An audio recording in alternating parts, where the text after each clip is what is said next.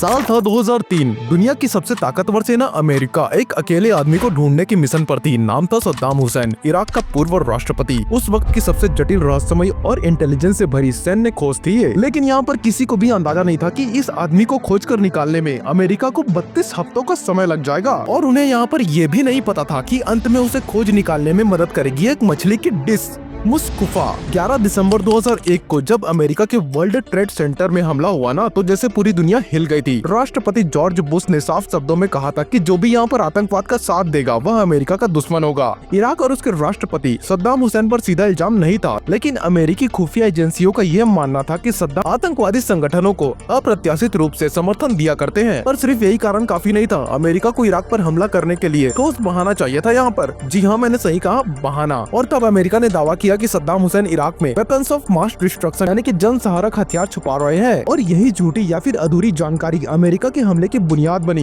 मार्च 2003 में अमेरिका ने Britain, Australia और पोलैंड के साथ मिलकर इराक पर हमला कर दिया और 3 हफ्तों में अमेरिकी सेना बगदाद तक पहुंच गई और सद्दाम हुसैन अचानक से कहीं गायब हो गए। न कोई सुराग, न कोई ट्रेस। बगदाद के फिरदौस चौक पर उनके स्टैच्यू को गिराकर अमेरिका को यहाँ पर प्रतीकात्मक जीत तो मिल गई, लेकिन असली जीत तब होती जब सद्दाम हुसैन को जिंदा पकड़ा जाता। यहाँ पर अमेरिका ने क्या किया कि उन्होंने इराक के 52 टॉप अधिकारियों की एक लिस्ट बनाई और उन्हें ताश के पत्तों पर छाप दिया।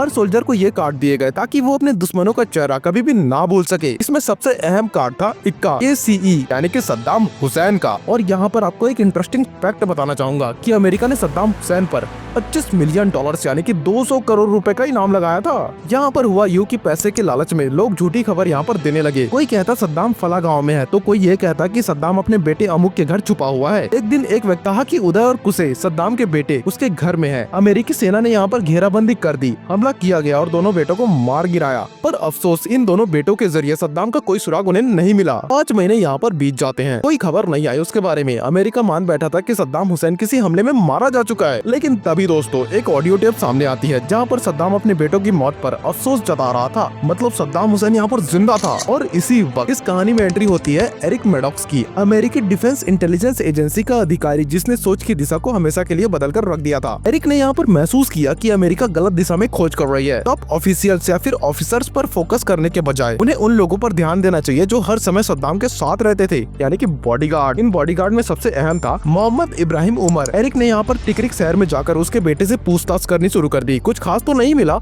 लेकिन एक दिलचस्प बात सामने आ गई। उसका बाप एक मछली फार्म चलाता था और फिशिंग का शौकीन था। वहीं से मिला पहला सुराग। उनको वहाँ पर मोहम्मद इब्राहिम नहीं मिला, लेकिन 2 मछेरे मिल गए। उनमें से एक गोरिल्ला फाइटर का गजन निकला। यहाँ से जानकारी मिली कि इब्राहिम बगदाद में अपने किसी अंकल के घर छुपा हुआ है। अमेरिकी टीम पहुंची और वहीं मिला मोहम्मद इब्राहिम उमर। पहले तो कुछ नहीं बोला वो, लेकिन जब अमेरिका ने उसे और उसके परिवार को नागरिकता देने का वादा किया, तब वो टूट गया। उसने यहाँ पर यह बताया कि सद्दाम हुसैन अद-दौर टाउन के एक फार्म हाउस के पास छुपा हुआ है। अब यहाँ पर होता यूँ है कि अमेरिकी सैनिक अद-दौर पहुँचते हैं। वहाँ एक जगह जमीन से जाती एक लंबी रस्सी दिखी। वहाँ पर इब्राहिम ने यह बताया कि यही है रास्ता। जमीन को खोदा गया, नीचे एक स्पाइडर होल था, अंधेरा, सकरा और प्लास्टिक सीट से ढका हुआ। एक सैनिक अंदर ग्रेनेड फेंकने वाला था। उसी वक्त अंदर से एक आवाज आती है, मैं सद्दाम हुसैन हूँ, इराक का राष्ट्रपति। 32 हफ्तों के थकाऊ मेहनत के बाद अमेरिका ने आखिरकार सद्दाम को जिंदा पकड़ लिया। पर अंत में क्या मिला? जिन हथियारों के नाम पर युद्ध शुरू हुआ वो कभी भी नहीं मिले। अमेरिकी राष्ट्रपति जॉर्ज बुश ने खुद यह स्वीकार किया कि इराक WMD नहीं थे। इराक तबाह हो चुका था, हजारों मासूम लोग मारे गए थे, पूरा देश अस्थिरता की आग में जलने लगा था। पकड़े जाने के बाद क्या होता है कि सद्दाम हुसैन को एक विशेष ट्रिब्यूनल के सामने पेश किया जाता है। उन पर इंसानियत के खिलाफ अपराध, नरसंहार और राजनीतिक विरोधियों की हत्या जैसे गंभीर आरोप लगे थे। और 1 साल से भी ज्यादा समय तक गवाही, सबूत और बचाव की कार्यवाही चलती रही। अंत में उन्हें दोषी करार दिया गया। 5 नवंबर 2006 को अदालत ने उन्हें फांसी की सजा सुनाई और 30 दिसंबर 2006 को सुबह के समय सद्दाम हुसैन को फांसी दी गई। इस फांसी का वीडियो भी सामने आया जिसने दुनिया भर में बहस छेड़ दी कि क्या ये न्याय था या फिर एक बदला। सद्दाम की फांसी के बाद इराक में स्थिरता आने की उम्मीद थी, लेकिन हालात और बिगड़ गए दोस्तों। एक तरफ शिया सुन्नी संघर्ष तेज हुआ, दूसरी तरफ अमेरिका विरोध भावनाएं बढ़ने लगी। इराक आज तक उस युद्ध के घावों से उभर नहीं पाया है। लाखों जाने गई, अरबों डॉलर बर्बाद हुए और एक समृद्ध सभ्यता यानी कि मेसोपोटामिया की भूमि वर्षों तक युद्ध भूमि बन गई थी। आपको बता दो दोस्तों कि ये केस स्टडी न केवल खुफिया ऑपरेशन की सफलता की कहानी थी, बल्कि एक चेतावनी भी है कि कैसे गलत इंटेलिजेंस,